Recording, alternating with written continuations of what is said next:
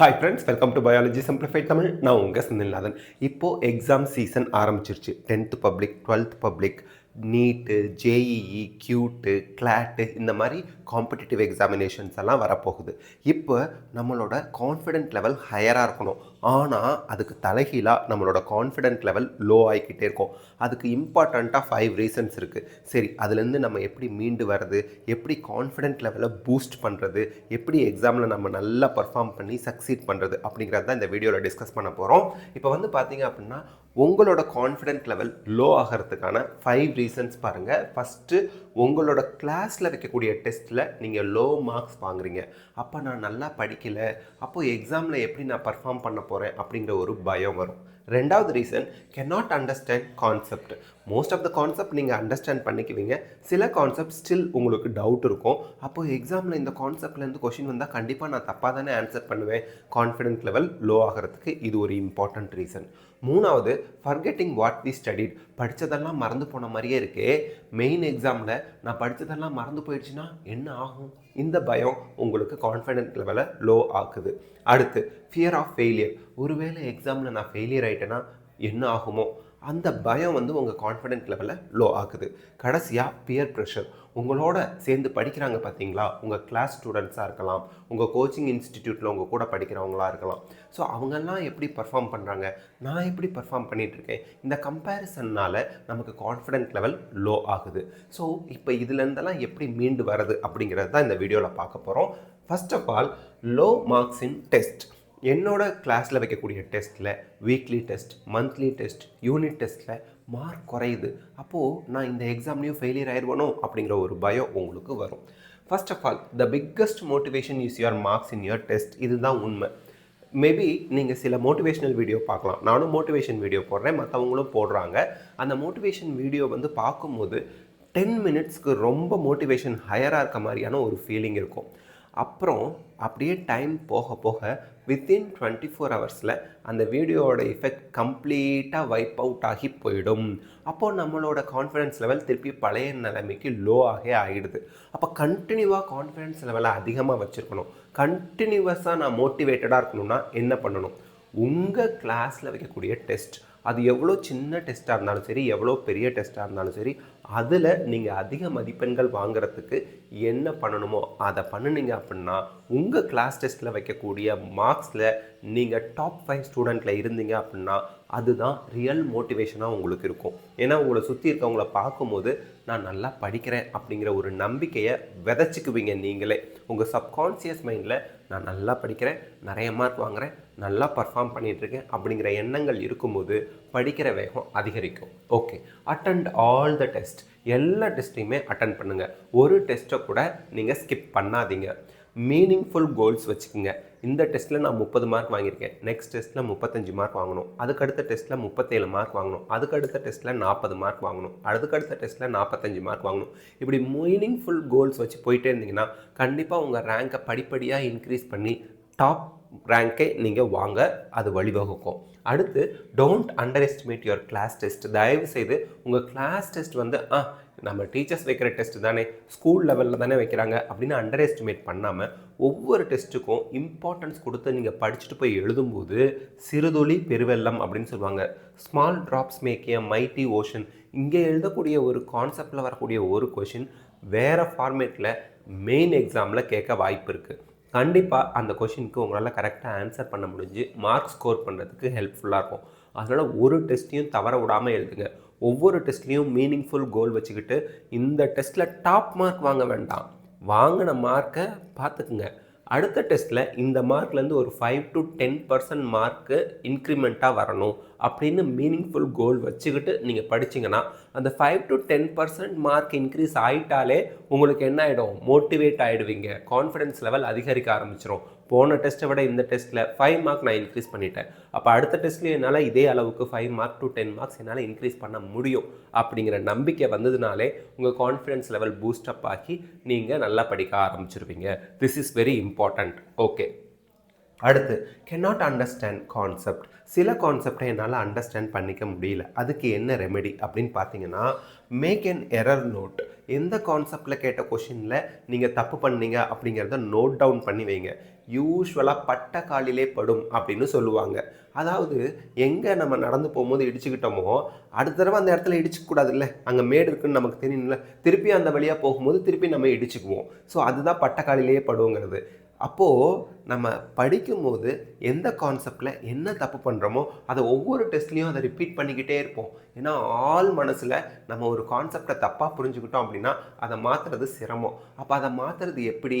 அந்த ஆள் மனசில் போய் அதை பிடுங்கி வேரோட அந்த தப்பான புரிஞ்சுக்கிட்ட கான்செப்டை வேரோட பிடுங்கி எரிஞ்சிட்டு அந்த கான்செப்டை சரியாக புரிஞ்சு அதை நட்டு வைக்கிறது எப்படி? ஒரு பேப்பரை எடுத்து பேனா எடுத்து எழுதணும். அதனால் ஒரு நோட்டு போட்டு வச்சுக்கோங்க. ஃபிசிக்ஸ்க்கு ஒரு நோட், கெமிஸ்ட்ரிக்கு ஒரு நோட், பயாலஜிக்கு ஒரு நோட் அப்படின்னு எரர் நோட் போட்டு வச்சுக்கோங்க.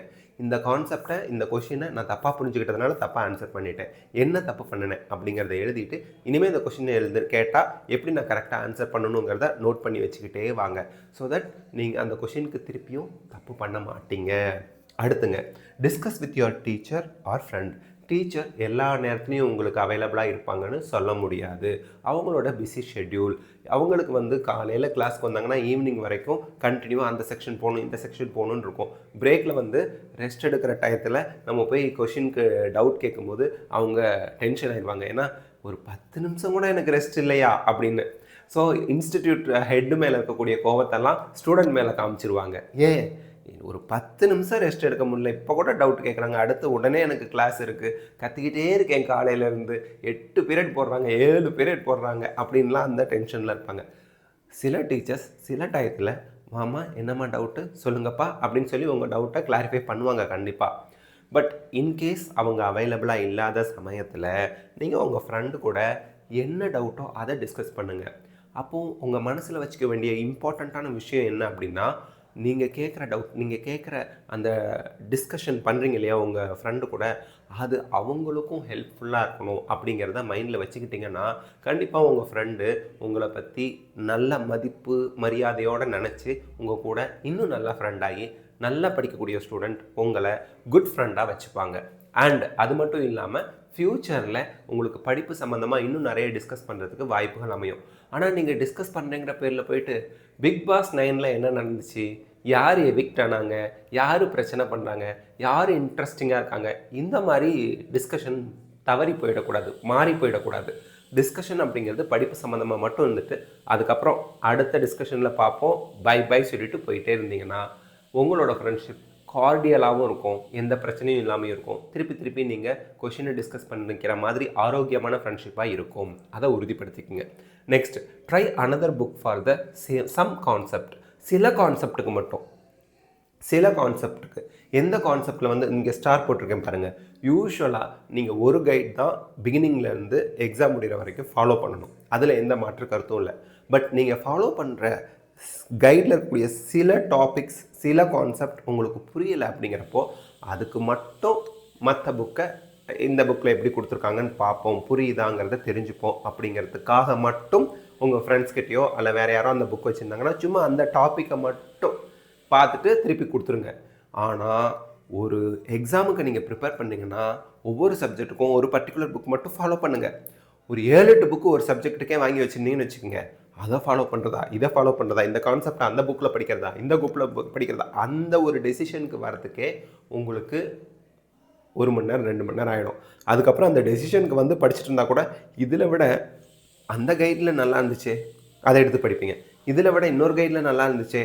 இப்போது குரங்கு மாதிரி தாவிக்கிட்டு இருப்போம், மனதும் ஒரு குரங்கு அப்படின்னு சொல்கிறாங்கல்ல.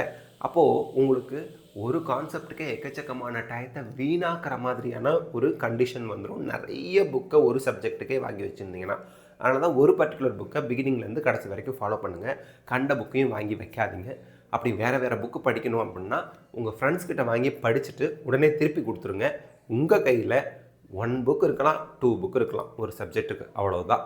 அதுக்கு மேலே இருந்ததுன்னா நீங்கள் ஒரு கான்செப்ட்டுக்கே நிறைய டயத்தை வேஸ்ட் பண்ணக்கூடிய நிலைமை ஏற்பட்டுரும். கடைசியாக, try solving 10 questions on the concept. எந்த கான்செப்டை உங்களுக்கு புரியலையோ அதில் இருக்கக்கூடிய ஒரு 10 கொஷின்ஸை எடுத்து சால்வ் பண்ணி பாருங்கள். அந்த கான்செப்டை ஈஸியாக அண்டர்ஸ்டாண்ட் பண்ணிக்கிறதுக்கு இது வழிவகுக்கும். ட்ரை பண்ணி பாருங்கள். இது உங்கள் கான்ஃபிடென்ட் லெவலில் பூஸ்ட் பண்ணும். நெக்ஸ்ட்டுங்க, forgetting what we studied. Sir படித்ததெல்லாம் மறந்து போன மாதிரியே இருக்குது, என்ன பண்ணுறது? கவலையே படாதீங்க, நல்லா தூங்குங்க. என்ன சார் சொல்கிறீங்க? கண்டிப்பாக நீங்கள் உங்களுக்கு ஒவ்வொரு நாளும் மினிமம் மினிமம் குறைஞ்சபட்சம் 6 மணி நேரத்துலேருந்து அதிகபட்சம் 8 மணி நேரம் தொடர்ந்து தூங்கினா மட்டும்தான் நீங்கள் படித்தது உங்கள் ஆள் மனசில் போய் பதியும். லாங் டேர்ம் மெமரியில் அது போய் ஸ்டோர் ஆகும். இனஃப் ஸ்லீப் இல்லை அப்படின்னா படித்ததெல்லாம் மறந்து போயிடும். விட்டிய விட்டிய படித்தான் சார், ஆனாலும் மார்க் வரலை. ஏன்? சரியான தூக்கம் இல்லை. தூக்கத்தை காம்ப்ரமைஸ் பண்ணுனா எதுவுமே ஞாபகத்தில் போய் பதியாது அப்படிங்கிறத முதல்ல புரிஞ்சுக்குங்க. இனஃப் ஸ்லீப் ரொம்ப ரொம்ப ரொம்ப ரொம்ப முக்கியம். அடுத்து, பீரியாடிக் ரிவிஷன் இஸ் மஸ்ட். நான் போன வாரம் படித்தேன், 3 மாதம் கழித்து அதை எடுத்து வச்சு படித்தேன்னு வச்சுக்கோங்களேன், அது சுத்தமாக மறந்து போயிருக்கோம். அப்போது வீக்லி ரிவிஷன், மந்த்லி ரிவிஷன் இதெல்லாம் நம்ம பண்ணும்போது படித்ததெல்லாம் மறந்து போன மாதிரி இருக்குல்ல, அதெல்லாம் ஞாபகத்தில் இருக்கும். படித்ததெல்லாம் ஞாபகத்தில் இருக்குது அப்படிங்கிற ஒரு டிரான்ஸ்ஃபர்மேஷன் நமக்கு வரும். ஸோ அந்த பீரியாடிக் ரிவிஷனை ஃபாலோ பண்ணுங்கள். அடுத்து, ப்ராக்டிஸிங் கொஷின்ஸ் இஸ் மஸ்ட். நீங்கள் ஒரு டாபிக் முடிச்சிங்கன்னா அந்த டாப்பிக்லேருந்து என்னென்ன கொஷின்ஸ்லாம் இருக்குது, லைன் பை லைன் இருக்கக்கூடிய கொஷின்ஸை எடுத்து ப்ராக்டிஸ் பண்ணுங்கள். அது உங்களுக்கு லாங் டேர்ம் மெமரியில் அந்த கான்செப்ட் ஞாபகத்தில் வச்சுக்கிறதுக்கு ஹெல்ப்ஃபுல்லாக இருக்கும். Make stick notes. Sticky notes அப்படிங்கிறது என்னென்னா, இது போலங்க, இந்த மாதிரி நோட்ஸு, இந்த மாதிரி குட்டி குட்டியாக பேப்பர் இருக்கும், இதை எடுத்து இப்படி ஒட்டினீங்கன்னா ஒட்டிக்கும். இது போல் நீங்கள் ஸ்டிக்கி நோட்ஸ் ஒரு பேப்பரில் கூட நீங்கள் எழுதி ஒட்டிக்கலாம்.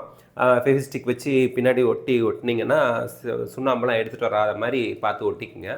இந்த ஸ்டிக்கி நோட்ஸில் இம்பார்ட்டண்ட்டாக இருக்கக்கூடிய விஷயங்கள், ப்ராசஸஸ், ஐடியாஸ்னால் அந்த புக்கில் கொடுத்துருப்பாங்களா அது, அதுக்கப்புறம் எக்ஸாம்பிள்ஸ், இதெல்லாம் எழுதி வச்சுட்டு ஒரு சைடு பாட்னி, ஒரு சைடு ஃபிசிக்ஸ், ஒரு சைடு கெமிஸ்ட்ரி, ஒரு சைடு சுவாலஜின்னு ஒட்டி வச்சுக்கிட்டீங்க அப்படின்னா காலையில் எழுந்திரிச்சதும் கடவுளே அப்படின்னு நீங்கள் உங்களோட சப்ஜெக்டை தான் பார்க்கணும், உங்களோட மறந்து போகிற அந்த டாபிக்ஸை தான் பார்க்கணும், அந்த எக்ஸாம்பிள்ஸை தான் பார்க்கணும்.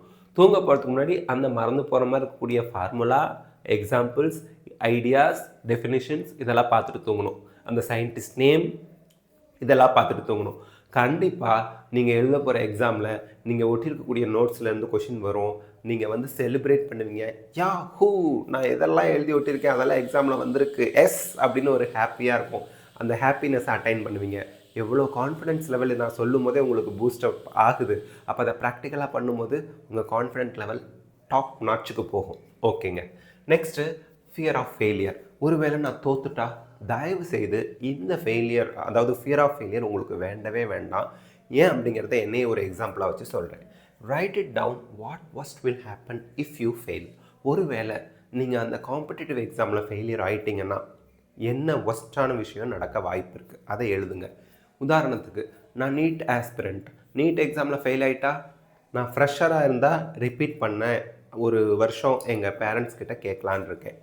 ஒருவேளை கவர்மெண்ட் மெடிக்கல் காலேஜில் போகிற அளவுக்கு எனக்கு மார்க் கிடைக்கலன்னா எங்கள் பேரண்ட்ஸ் மேபி அந்த 10 lakh சீட்டில் சேர்க்கறதுக்கு ட்ரை பண்ணுவாங்க. அந்த அளவுக்கு எக்கனாமிக்கலி ஒரு சப்போர்ட் இருக்குது. இதை தப்பாக எடுத்துக்காதீங்க. உங்கள் பயத்தை போக்குறதுக்கு வேறு வழியே இல்லை. அதிகமாக பயந்துக்கிட்டு இருக்கீங்க. சில ஸ்டூடெண்ட்லாம் சைக்காலஜிக்கலாக அஃபெக்ட் ஆகி கவுன்சிலரை போய் பார்க்குற நிலைமைக்கு ஆயிடுறாங்க இந்த எக்ஸாம் ஃபியர்னால். சோஷியல் மீடியா வந்ததுக்கு அப்புறம் தாங்க ஓவர் சென்சிட்டிவ் ஆகிட்டாங்க ஸ்டூடெண்ட்ஸு. 15-20 வருஷத்துக்கு முன்னாடிலாம் இந்த மாதிரி கிடையாது. பட் ஸ்டில் இதை ஓவர் கம் பண்ணலாம். இதை பார்த்து நம்ம வரி பண்ணணும்னு அவசியம் இல்லை. ஸோ தட் நீங்கள் என்ன பண்ணுங்க அப்படின்னா, ரைட் இட் டவுன். ஒருவேளை நான் ஃபெயிலியர் ஆகிட்டா நத்திங் வில் ஹேப்பன். ஒன்றும் பிரச்சனை இல்லை, பயப்பட தேவையில்லை. அடுத்து என்ன அப்படிங்கிறத நம்ம யோசிக்கலாம். Always have a plan B. அதான் பிளான் பிங்கிறது என்ன? ஒருவேளை நீ 2025 எனக்கு 2026 எனக்கு இனஃப் மார்க் வரல அப்படின்னா ரிப்பீட் பண்ணுவேனா, அல்ல பிடிஎஸ் போவேனா, அல்லது வேறு கோர்ஸ் ஏதாவது போவேனா, இப்படின்னு யோசிங்க. என்னோடய ஸ்டூடெண்ட் ஒருத்தர் ரீசெண்டாக நான் அவங்கக்கிட்ட ஒரு கான்வர்சேஷன் நடந்துச்சு. அவர் ஃப்ரெஷராக நீட் அட்டம் பண்ணார். இனஃப் மார்க் வரல கவர்மெண்ட் காலேஜில் போய் ஜாயின் பண்ணுறதுக்கு. அவர் என்ன பண்ணார், இன்ஜினியரிங் போய் ஜாயின் பண்ணார். இன்ஜினியரிங்க்கு நல்ல காலேஜில் சேர்கிற அளவுக்கு அவருக்கு மார்க் இருந்துச்சு. இது ஒரு 5 இயர்ஸ்க்கு முன்னாடி. இப்போ இன்ஜினியரிங்கை கம்ப்ளீட் பண்ணிவிட்டு he is appointed in a government, central government institute, ஒரு சென்ட்ரல் கவர்மெண்ட் கம்பெனியில் அவர் அப்பாயின்மெண்ட் வாங்கிட்டார். Now he is earning 60 to 62,000 per month. 62,000 per month சம்பாதிக்கிறாரு. நல்லா இருக்கார். ஒரு எக்ஸாமில் ஃபெயிலியர் ஆகிட்டா அவர் லைஃபே ஃபெயிலியர் ஆகிடுச்சு அவ்வளோதான், லைஃபே முடிஞ்சு போச்சு அப்படிங்கிற அர்த்தம் கிடையாது. So one exam will not define your life. ஒரு எக்ஸாம், ஒரு பர்டிகுலர் எக்ஸாம், ஜேஇஇ மெயினோ, கிளாட்டோ, நீட்டோ, கியூட்டோ, அந்த ஒரு பர்டிகுலர் எக்ஸாம் உங்கள் லைஃப்பை வந்து டிஃபைன் பண்ணாது. Whether you pass or fail, you will win your life. ஒரு எக்ஸாமில் பாஸ் பண்ணுறீங்களா ஃபெயில் ஆகுறீங்களோ, ஆனால் உங்கள் லைஃப்பில் நீங்கள் வின் பண்ணுவீங்க. நான்லாம் டீச்சர்ஸ் ரெக்ரூட்மெண்ட் போர்டு அப்படிங்கிற ஒரு போர்டு எக்ஸாம் நடத்துகிறாங்க. அதை வச்சு தான் கவர்மெண்ட் ஸ்கூலில் டீச்சிங் அப்பாயின்மெண்ட் கொடுக்குறாங்க.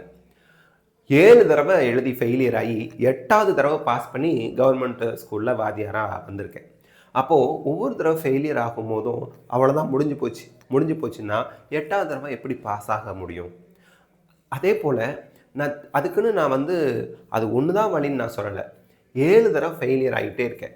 அப்போது ஒரு கட்டத்தில் நான் முடிவு பண்ணி இந்த யூடியூப்பில் இந்த சேனல்லாம் ஆரம்பித்து, அதுக்கப்புறம் மற்ற ஆன்லைனில் கோர்ஸ்லாம் ஆரம்பித்து நல்லா ஏர்ன் பண்ண ஆரம்பித்து என்னோடய லைஃப் போய்கிட்டு தான் இருந்தது.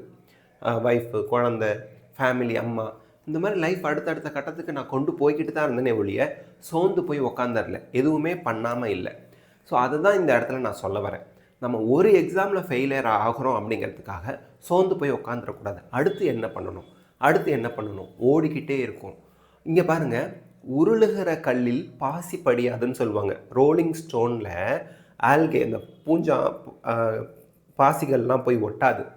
அப்போது உருளுகிற கல்னால் என்ன, ஆத்தோட்டத்தில் தண்ணியோடு ஓடிக்கிட்டே இருக்கிற கல் கண்டிப்பாக கரைஞ்சி போய்கிட்டே இருக்கும், அதில் எந்த டவுட்டும் இல்லை. ஆனால் பளபளன்னு இருக்கும், அதில் வலிக்கி விடுற அந்த பாசிகள் போய் ஒட்டாது, வளராது.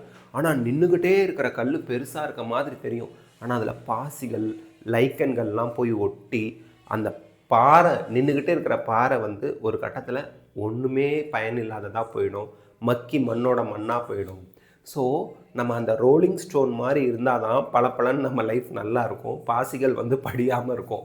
So we have to move on. அடுத்து என்னன்னு பார்த்துட்டு போயிட்டே இருக்கணும், அது என்னவாக இருந்தாலும் சரி. ஸோ அதனால் ஒரு எக்ஸாம் உங்களோட லைஃப்பை டிஃபைன் பண்ணுறதில்ல. தெர் ஆர் செவரல் பாசிபிலிட்டிஸ், நிறைய சாய்ஸஸ் இருக்குது.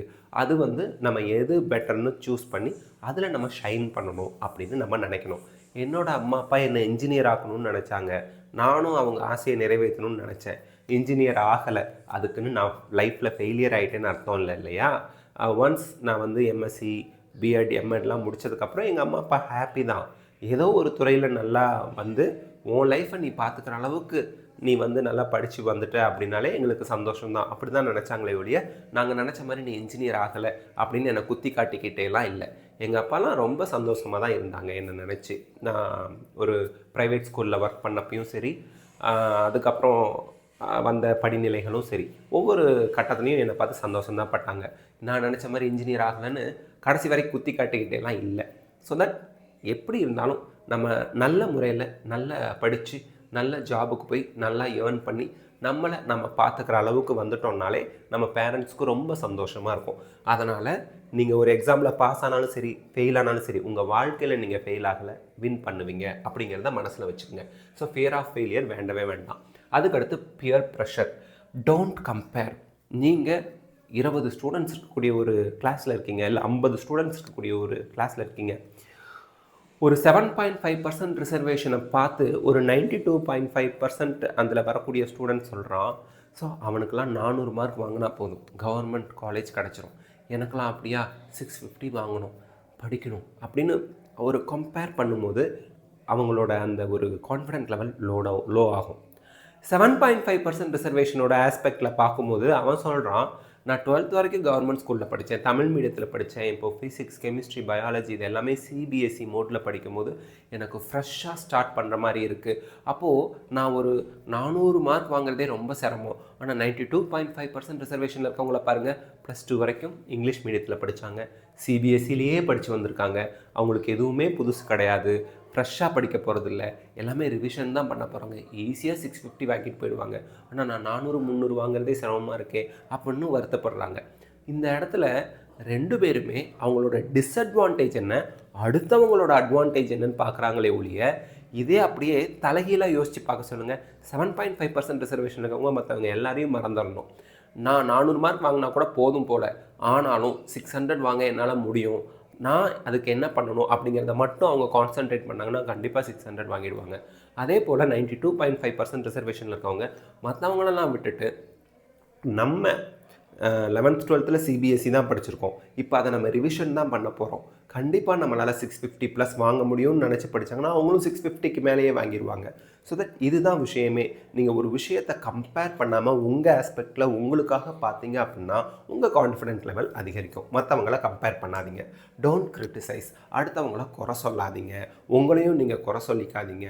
இப்போ ஒரு வேளை நான் அந்த புக்கு என்கிட்ட இருந்திருந்தா, அந்த இன்ஸ்டிடியூட்டில் நான் படிச்சிருந்தா, அவங்க அளவுக்கு எனக்கு என் பேரண்ட்ஸ் சப்போர்ட்டிவாக இருந்திருந்தா, தயவு செய்து வெளியில் பார்ப்பீங்க இல்லையா, அதெல்லாம் சும்மா ஒரு ஜோடனைகள் தான். உள்ளே போய் பார்த்தா தான் தெரியும் அக்கறைக்கு இக்கரை பச்சை. அந்த இன்ஸ்டிடியூட்டை விட இந்த இன்ஸ்டிடியூட்டே பெட்டர். அவங்க வீட்டுக்குள்ளே போய் பார்த்தா தான் தெரியும் அவங்க பேரண்ட்ஸை விட என் பேரண்ட்ஸ் எவ்வளவோ பெட்டர். அவன் புக்கை வாங்கி பார்த்தா தான் தெரியும் என் புக்கே எனக்கு பெட்டர் அப்படிங்கிறது எல்லாமே. அதனால் நீங்கள் உங்ககிட்ட இருக்கிறத நீங்கள் குறை சொல்ல வேண்டவே வேண்டாம். அதே போல் கம்ப்ளைண்ட் பண்ணாதீங்க. தவறாக அடுத்தவங்கள சித்தரிக்காதீங்க. அவங்களோட சுச்சுவேஷன் படி அவங்க நடந்துக்கிறாங்க. ஸோ உங்களோட சுச்சுவேஷனுக்கு நீங்கள் எப்படி நடந்துக்கிறீங்க அவ்வளவுதான். இங்கே யாருமே கெட்டவங்க கிடையாது. எல்லாம் அவங்களுக்கு நல்லவங்க தான். அதெல்லாம் மனசில் வச்சுக்கோங்க. இந்த விஷயத்தெல்லாம் நீங்கள் கம்பேர் பண்ணாமல், கிரிட்டிசைஸ் பண்ணாமல், கம்ப்ளைண்ட் பண்ணாமல் இருந்தீங்கன்னா தான் உங்கள் கான்ஃபிடென்ட் லெவல் இன்க்ரீஸ் ஆகுங்கிறத முதல்ல மனசில் வச்சுக்கோங்க.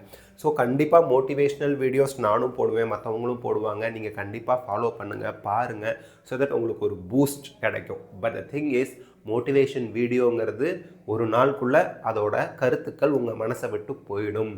நீங்களே செல்ஃப் மோட்டிவேட்டடாக இருக்கணும் அப்படின்னா உங்கள் கிளாஸில் வைக்கக்கூடிய டெஸ்ட்டில் நல்லா பர்ஃபார்ம் பண்ணி அதில் மார்க்கை இன்க்ரீஸ் பண்ணினீங்க அப்படின்னா உங்களுக்கு கண்டினியூஸாக அது செல்ஃப் மோட்டிவேட்டடாக இருக்கிறதுக்கு ஹெல்ப்ஃபுல்லாக இருக்கும். ஸோ இந்த வீடியோ உங்களுக்கு பிடிச்சிருந்தா லைக், ஷேர், கமெண்ட் பண்ணுங்கள். பயாலஜி சிம்பிளிஃபைட் தமிழ் சேனலுக்கு சப்ஸ்கிரைப் பண்ணுங்கள். Because your support is our strength. Thank you.